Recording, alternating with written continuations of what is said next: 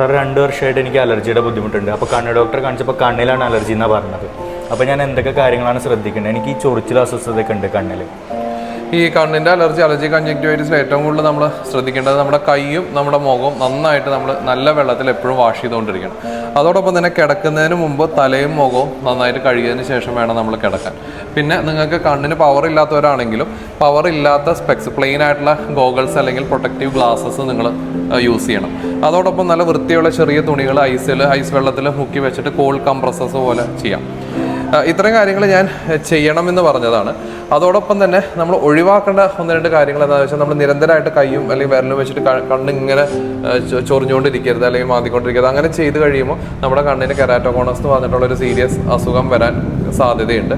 അതോടൊപ്പം തന്നെ നിങ്ങൾക്ക് എന്തിനോടാണ് അലർജി എന്നുള്ളത് സ്കിൻ പ്രിക് ടെസ്റ്റ് ഉപയോഗിച്ചിട്ട് കണ്ടുപിടിക്കാം. അപ്പോൾ അങ്ങനെ കണ്ടുപിടിച്ച് കഴിഞ്ഞ് കഴിയുമ്പോൾ നമുക്ക് ആ അലർജി ഉണ്ടാക്കുന്ന വസ്തുക്കൾ ഒഴിവാക്കാനുള്ള മാർഗ്ഗനിർദ്ദേശങ്ങളും സ്വീകരിക്കാം. പിന്നെ കണ്ണിൽ ഉപയോഗിക്കുന്ന ഡ്രോപ്സിൽ പ്രത്യേകിച്ച് നിങ്ങൾ പ്രിസർവേറ്റീവ്സ് ഇല്ലാത്ത ലൂബ്രിക്കൻ്റ് ഐ ഡ്രോപ്സ് ഫ്രിഡ്ജിൽ വെച്ചതിന് ശേഷം ഉപയോഗിക്കാൻ ശ്രദ്ധിക്കുക.